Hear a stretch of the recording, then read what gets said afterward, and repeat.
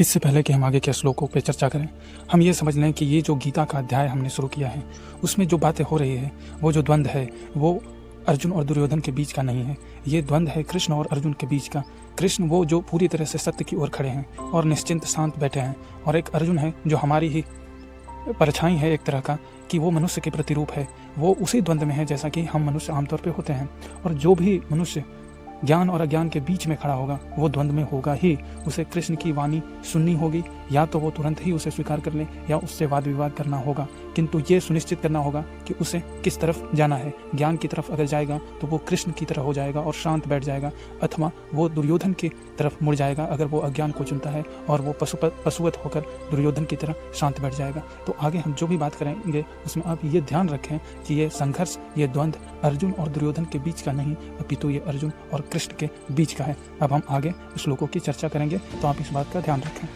अर्जुन को ये पता है कि दुर्योधन का जो मार्ग है वो सत्य का नहीं है, वो ज्ञान का नहीं है, वो निश्चित ही असत्य और अंधकार और पाप का है।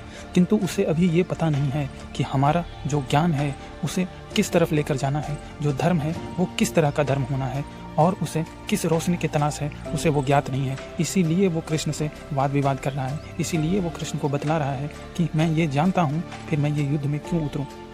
अर्जुन की व्याकुलता, अर्जुन का द्वंद्व निरर्थक नहीं है। अर्जुन का यही द्वंद्व और उसकी यही व्याकुलता उसे सत्य की ओर ले जाएगी। अर्जुन का अंदर का जो सत्य को जानने का भाव है उसी से वो मुक्ति की मार्ग की ओर जाएगा। अतः अभी भले ही अर्जुन द्वंद्व में और दुविधा में दिख रहा हो, परंतु जब वो शांति को उपलब्ध होगा तो उससे पूर्ण पुरुष और फिर दूसरा कोई नहीं होगा। संजय बोले, एव मुक्तार्जुन संख्ये रथोपस्थ उपाविशत विसर्जय ससंग रंग चापंग शोक संविघ्न मानस। अर्थात रणभूमि में शोक से उद्विग्न मन वाले अर्जुन इस प्रकार कहकर बाण सहित धनुष को त्याग कर रथ के पिछले भाग में बैठ गए। आगे अर्जुन कहते हैं, तम तथा कृपयाविष्टम अश्रुम पूर्णाकुलेक्षणम विसिद्धन्ति मिदं वाक्यमुच्यमात् मधुसूदन। अर्थात उस प्रकार करुणा से व्याप्त और आंसुओं से पूर्ण तथा व्याकुल नेत्रों वाले शोकायुक्त उस अर्जुन के प्रति भगवान मधुसूदन ने यह वचन कहा।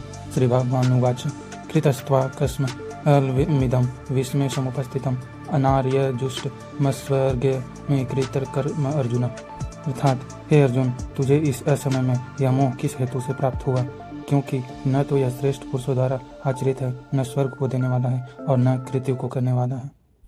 कलैभ्यम माँ अस्मम गमम पार्थम नैत्यत्व अपोपद्यते क्षुद्रं हृदय दौर्बल्यं त्वकैत्योपरन तप।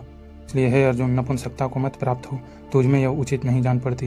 हे परंतप, हृदय की तुच्छ दुर्बलता को त्याग कर युद्ध के लिए खड़ा हो। आगे अर्जुन कहता है, कथम विस्मम संख्य द्रोणम समधुसूदनम इसु भी प्रतियु श्यामी पूजा हारवरी सूदन। अर्थात हे मधुसूदन, मैं रणभूमि में किस प्रकार बाणों से भीष्म पितामह और द्रोणाचार्य के विरुद्ध लड़ूंगा, क्योंकि हे अरिसूदन, वे दोनों ही पूजनीय हैं। गुरुन हन्त्वा ही महानुभावाच्यो भोक्तुम भैक्ष्यमपि लोके हत्वार्थ कामांस्तो गुरुनि एव पूज्य ये भोगान रुद्रे प्रतिधन। अर्थात इसलिए इन महानुभाव गुरुजनों को न मारकर मैं इस श्लोक में भिक्षा का अन्न भी खाना कल्याणकारी समझता हूँ, क्योंकि गुरुजनों को मारकर भी इस श्लोक में रुधिर से वे अर्थ और काम रूप भोगों को ही तो भोगूंगा।